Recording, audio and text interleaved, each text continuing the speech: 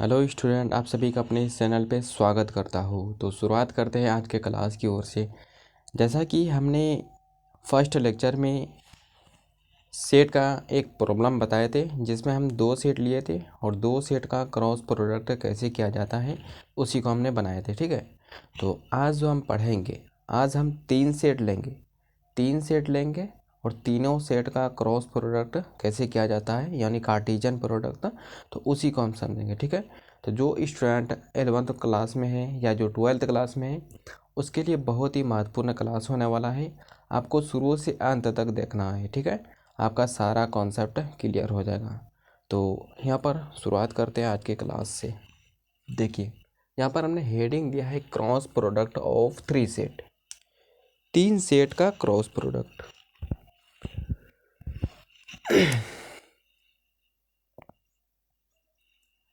Cross product of three set, तीन set लेंगे और तीनों का क्रॉस प्रोडक्ट कैसे किया जाता है उसी को हम समझेंगे। ठीक है, तो यहाँ पर हमने एक एग्जांपल लिया है।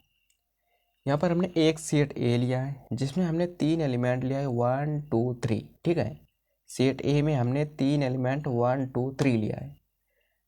सेट बी लिया है जिसमें हमने तीन एलिमेंट क्या क्या लिया है 7 8 9। हमने एक सेट बी लिया जिसमें 7 8 9 तीन एलिमेंट लिया, यानी तीन नंबर लिया। और एक और सेट हमने सी लिया है जिसमें हमने जो एलिमेंट लिखा है वह ए बी सी, यानी अंग्रेजी अक्षर का हमने एक सेट बन लिया है। ठीक है, हमको निकालना क्या है, फाइंड ए क्रॉस बी क्रॉस सी। हमको ए क्रॉस बी क्रॉस सी इन तीनों सेट का क्रॉस प्रोडक्ट निकालना है। हम इससे पिछले लेक्चर में, इससे जो फर्स्ट लेक्चर हम पढ़ाए थे, यह सेकंड लेक्चर है। फर्स्ट लेक्चर में हमने दो सेट लिया था और दो सेट का क्रॉस प्रोडक्ट क्या कैसे करना था वह हमने पूरा बेसिक से समझा दिए थे। ठीक है, लेकिन आज हम तीन सेट का क्रॉस प्रोडक्ट कैसे किया जाता है तो इसी को हम समझते हैं। ठीक है,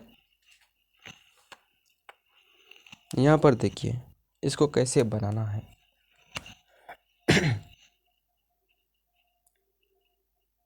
सॉल्यूशन,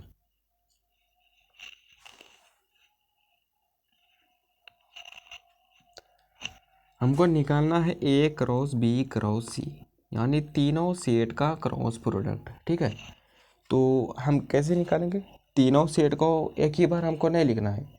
पहले हमको इसमें क्या करना है, दो सेट का क्रॉस प्रोडक्ट निकाल लेंगे। ठीक है, पहले हम या तो ए और बी का क्रॉस प्रोडक्ट पहले निकाल लेंगे, या तो इन दोनों का यानी ये, या तो ए और बी का पहले क्रॉस प्रोडक्ट निकाल लेंगे, या बी सी का निकाल लेंगे, या ए और सी का। किसी भी दो सेट का पहले हम क्रॉस प्रोडक्ट निकाल लेंगे, उसके बाद जो लास्ट में सेट बचेगा उसको उसके साथ प्रोडक्ट कर देंगे। ठीक है, तो यहाँ पर हम सबसे पहले ए क्रॉस बी निकाल लेते हैं। ए क्रॉस बी, सेट ए में क्या क्या नंबर है, 1 2 3।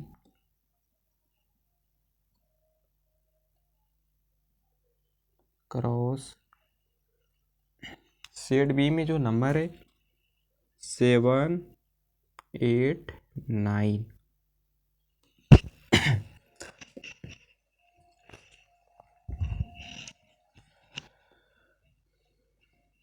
हमने दो सेट के बारे में क्या बताया था कि दो सेट का अगर क्रॉस प्रोडक्ट करना हो तो कैसे हमने बताया था कि फर्स्ट सेट का पहला नंबर पे ध्यान देना है। ठीक है, फर्स्ट सेट का जो पहला नंबर एक है, इसको क्या करेंगे, इसको इन तीनों के साथ पेयर वाइज के रूप में लिख देना है।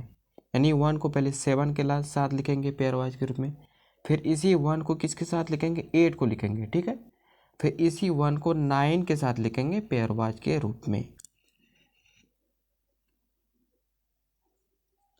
और यह जो ए क्रॉस बी जो बन के आएगा वो एक सेट के अंदर ही तैयार हो के आएगा। ठीक है, तो यहाँ पर हमने एक सेट का चिन्ह दे दिया।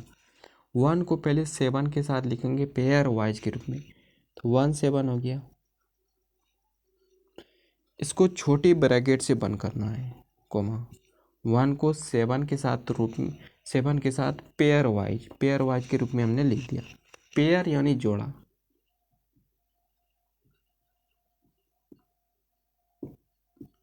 अब जोड़ा भी अगर आप सब नहीं समझ रहे थे, जहाँ पर दो नंबर रहे, कोई भी चीज़ दो रहे, तो उसको हम एक जोड़ा करेंगे, एक जोड़ा यानी दो, ठीक है। 1 को 7 के साथ 1 7 लिखा, अब क्या लिखेंगे, 1 को 8 के साथ लिखना है, 1 8। फिर 1 को 9 के साथ लिखेंगे, 1 9। हमने इस 1 को इन तीनों के साथ पेयर वाइज के रूप में लिख दिया।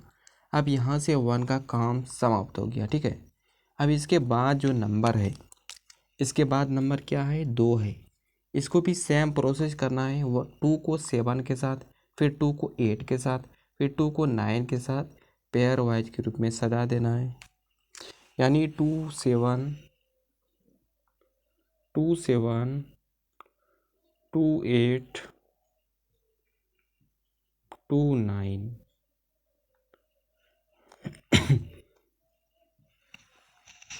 इन दो को इन तीनों के साथ पेयर वाइज के रूप में हमने लिख दिया। अब यहाँ से 2 का भी काम समाप्त हो गया, ठीक है। अब जो लास्ट नंबर बचा 3, इसको भी सेम प्रोसेस करना है। 3 को भी इन तीनों के साथ पेयर वाइज के रूप में लिख देना है, ठीक है। यानी 3 7 3 8 3 9। यहाँ से हम लिखते हैं 3 7 3 8 3 9। तो यह जो तैयार हुआ, यह ए क्रॉस बी का क्रॉस प्रोडक्ट तैयार हुआ, ठीक है। लेकिन हमको 3 सेट का क्रॉस प्रोडक्ट निकालना है। यानी अभी हमने सिर्फ जो फाइंड किया है, अभी हमने सिर्फ ए क्रॉस बी निकाला है, क्योंकि हमको निकालना क्या है, ए क्रॉस बी क्रॉस सी तीनों निकालना है, ठीक है। ऑलरेडी हमने ए क्रॉस बी निकाल चुका है इतना। अब इसमें इस सेट में सिर्फ सी के साथ क्रॉस कर देना है, ठीक है। तो ए क्रॉस बी क्रॉस सी निकल जाएगा। यानी ए क्रॉस बी जो तैयार हुआ, यह तैयार हो के आया। अब क्या करेंगे, अब इस ए क्रॉस बी के साथ हमको सी का भी क्रॉस करना है। ये क्रॉस बी ऑलरेडी ये हो चुका है, इसके साथ हमको सी का भी क्रॉस प्रोडक्ट करना है, ठीक है। ए क्रॉस बी है, इतना दिया हुआ है, इसके साथ हम किसका क्रॉस प्रोडक्ट करेंगे, अब सी का। सी का मान क्या है, सी का जो एक सेट है, इसमें क्या क्या एलिमेंट है, A B C, A B C, okay. या तो पहले इसको पहले लिख सकते हैं, या इसको लिख सकते हैं। यानी हम बोलना चाह रहे हैं कि या तो ए गुना बी लिख दीजिए या बी गुना ए, ठीक है। उससे कोई फ़र्क नहीं पड़ता है। अब यहाँ पर देखिए क्या करना है, इसको कैसे बनाना है, अब यहाँ पर ध्यान देना है।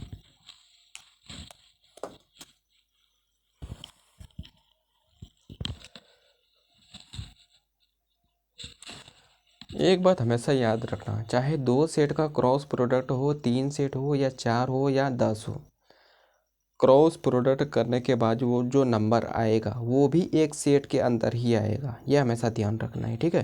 तो इसीलिए हम पहले सेट का ही चिन्ह लिख देते हैं। यहाँ पर हमने सेट का चिन्ह लिख दिया, क्योंकि जो भी टर्म नंबर आएगा इस सेट के अंदर ही लिखना है हमको, ओके। अब देखिए इसमें क्या प्रोसेस करना है। हमने इसमें क्या बताया था, इसमें हमने क्या बोला था, इसमें जो हमने बोला था ऊपर में, यानी फर्स्ट ए क्रॉस बी जो निकाला था, पहला सेट का पहला नंबर 1 उठाना है, दूसरे सेट के सभी नंबर के साथ पेयर वाइज के रूप में लिख देना है, जो कि हमने ऑलरेडी लिख चुके हैं। फिर दूसरा नंबर, फिर तीसरा नंबर उठाना है। अब इसमें जो प्रोसेस करेंगे, इसमें भी हमको सेम प्रोसेस करना है, ठीक है। इसमें भी जो हम प्रोसेस करेंगे, सेम प्रोसेस करेंगे। देखिए कैसे लिखते हैं, पहला सेट का, यह जो पहला सेट बन के तैयार हुआ, यानी यह फर्स्ट सेट, यह सेकंड सेट। पहला सेट का पहला नंबर बोलिए या पहला पेयर वाइज बोलिए। अगर हम इसको पहले लिख देंगे तो पहला नंबर बोलना है या पहला एलिमेंट बोलना है। ई सेट को पहले हमने लिख दिया है तो पहला पेयर वाइज बोलना है। क्या करेंगे, इस पेयर वाइज को, यानी इस एलिमेंट को ये दूसरे सेट के सभी नंबर के साथ, सभी एलिमेंट के साथ पेयर वाइज के रूप में लिख देना है, ठीक है। ऑलरेडी ये 1 7 तो है ही, 1 7 हमने एक नंबर माना, ठीक है। 17 के साथ ए को लिखना है, फिर 17 के साथ बी को, फिर 17 के साथ सी को। और इसको जो लिखेंगे 17 ए, फिर 17 बी, 17 सी, इस रूप में बन के आएगा। चूँकि 2 सेट हमने तैयार किया था, 2-2 नंबर आ रहा था पेयर वाइज में, 2-2 नंबर आ रहा था, ठीक है। 3 सेट का जो क्रॉस प्रोडक्ट करेंगे तो 3-3 नंबर के रूप में आएगा, ठीक है, 3-3 नंबर के रूप में आएगा।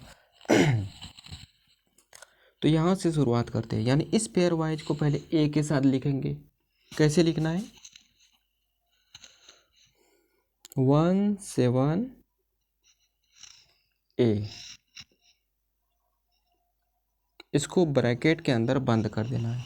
देखिए 3 सेट का क्रॉस प्रोडक्ट किया तो 3 नंबर आ गया, 2 सेट का किया था क्रॉस प्रोडक्ट, 2 ही नंबर था, 3 किया 3 नंबर आ गया। अगर 4 सेट का क्रॉस होगा तो 4 नंबर के रूप में आएगा, ठीक है, ये हमेशा याद रखना।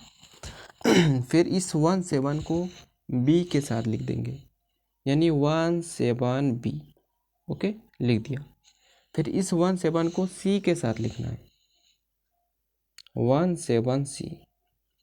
अब देखिए ऑलरेडी हमने यहाँ पर 17 को ए बी सी तीनों के साथ लिख दिया है, तो यहाँ से क्या हो गया, इस पेयर वाइज का यानी फर्स्ट पेयर वाइज का काम समाप्त हो गया। तो इसके बाद जो बचेगा उसको भी सेम प्रोसेस से इन तीनों के साथ लिखना है। फिर इसके बाद जो बचेगा उसको भी इन तीनों एलिमेंट के साथ लिखना है, ठीक है। इसी प्रकार आपको सभी के साथ पुराना है।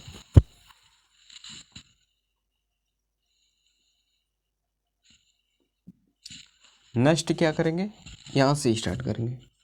क्योंकि इसको हमने इन तीनों के साथ लिख दिया तो इसका काम समाप्त हो गया। अब 18 को क्या करेंगे, तीनों के साथ बारी बारी से लिखेंगे, यानी 18 ए, 18 बी, 18 सी,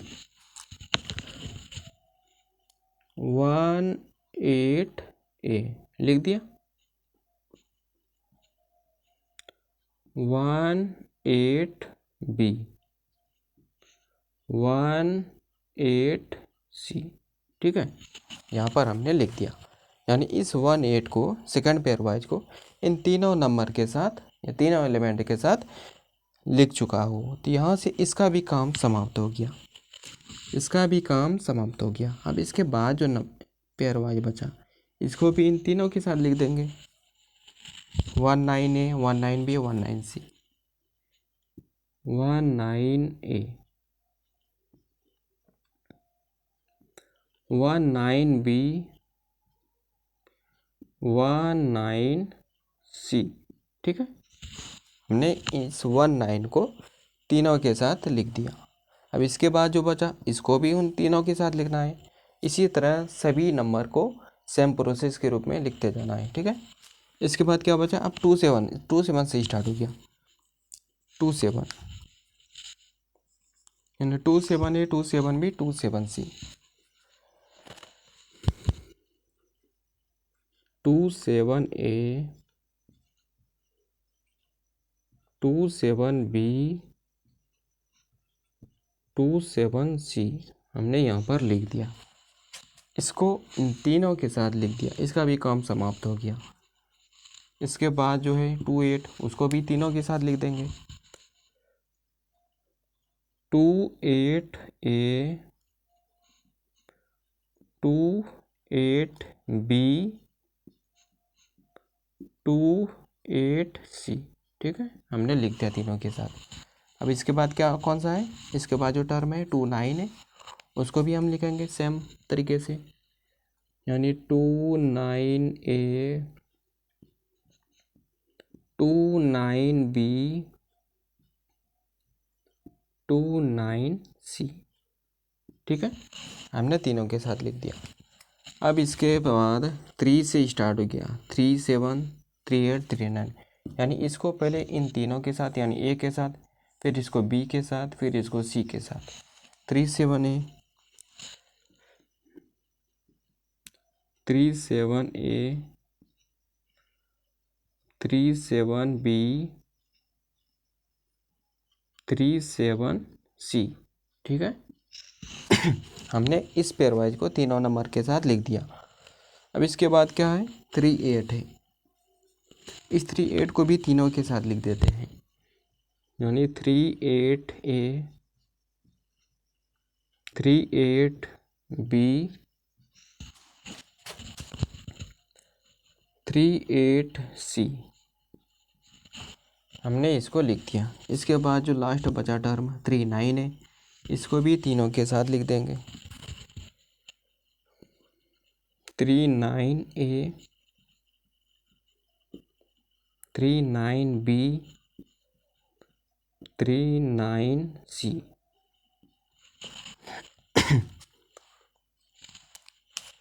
इन सभी को एक सेट के अंदर बंद कर देना है।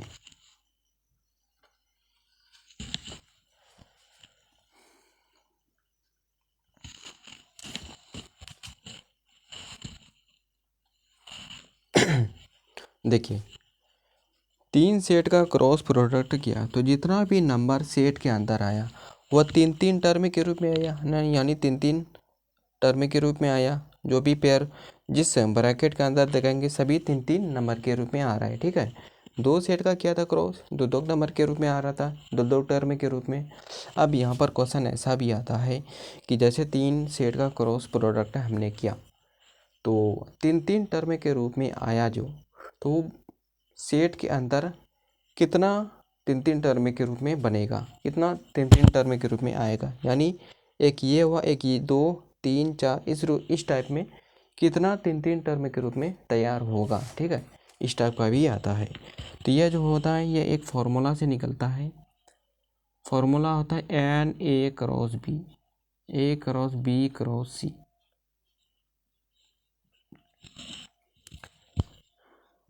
N A cross n B cross n C. यहाँ पर समझिए, एन मतलब क्या हुआ, नंबर हुआ, नंबर ऑफ टर्म। एन क्या है, number of term. A cross B cross C, यानी A cross B cross C के अंदर नंबर ऑफ टर्म कितना 3-3 टर्म के रूप में है, ठीक है। यही एन दर्शाता है। और एन ए क्या है, सेट ए के अंदर कितना एलिमेंट है। एन मतलब नंबर ऑफ एलिमेंट। ए के अंदर कितना एलिमेंट है। एन बी यानी सेट बी के अंदर कितना एलिमेंट है। एन सी यानी एन सी के अंदर कितना एलिमेंट है। अब यहाँ पर देखिए, सेट ए के अंदर कितना एलिमेंट था, 1 2 3 लिखा, गुना सेट बी के अंदर भी 3 एलिमेंट था, 3 लिखा, गुना सेट सी के भी अंदर कितना एलिमेंट था, 3 था, तो 3 लिख दिया। तीनों को गुना कर दीजिए, 3 तिया 9, 9 तिया 27। तो यानी A cross B cross C के अंदर जो 3-3 टर्म के रूप में आया वो टोटल कितना होगा, टोटल 27 टर्म आएगा। 27 टर्म के रूप में बन के तैयार होगा, ठीक है। आप इसको गिन लीजिए, इसमें जितना भी 3-3 टर्म के रूप में है वो टोटल संख्या कितना होगा, 27 होगा। जिसे हम यहाँ पर गिन लेते हैं, 1 2 3 4 5 6 7 8 9 10 11 12 13 14 15 16 17 18 19 20 21 22 23 24 25 26 27, ठीक है। तो टोटल यहाँ पर 3-3 टर्म के रूप में 27 तो बन के तैयार हुआ। तो इस फॉर्मूला से डायरेक्ट निकाल लेना है। 2 सेट का दिया हुआ है तो 2 सेट के भी बारे में हम पिछले लेक्चर में बता चुके हैं। 2 सेट का कितना तैयार हो गया आएगा, तो एन ए क्रॉस भी कर लेना है, यानी एन ए गुना एन बी। सेट ए में 3, सेट बी में 3, 3 गुना 3 9, यानी ए क्रॉस बी के अंदर टोटल 9 पेयर वाइज के रूप में आएगा। गिन लेते हैं टोटल 9 है या नहीं, 1 2 3 4 5 6 7 8 9। ए क्रॉस बी के अंदर 9 पेयर वाइज के रूप में है, ठीक है। तो यह फॉर्मूला बहुत ही इम्पोर्टेंट है, इसको हमेशा याद रखना है। ऑब्जेक्टिव टाइप में भी पूछ सकता है और एग्ज़ाम में, बोर्ड एग्ज़ाम में क्रॉस प्रोडक्ट निकालना भी आ जाता है एग्ज़ाम में। तो 2 सेट रहे या 3 सेट रहे या जितना भी रहे, बिल्कुल सेम प्रोसेस से निकालना है, 1 बाय 1 करके। पहले 2 सेट का निकालेंगे, फिर इन 2 सेट को तीसरे सेट का निकालेंगे, तीनों सेट निकालने के बाद इस तीसरे को चौथे के साथ निकाल लेंगे। इसी प्रकार आपको सेम निकालना है, ठीक है, सम तरीके से बनाना है।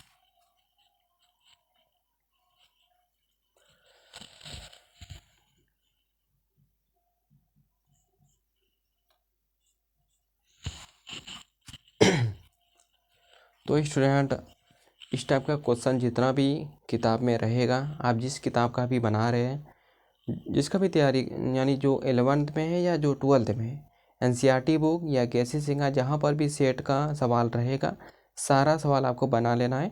बनाने से आपका बेसिक क्लियर हो जाएगा, ठीक है, बेसिक मजबूत हो जाएगा।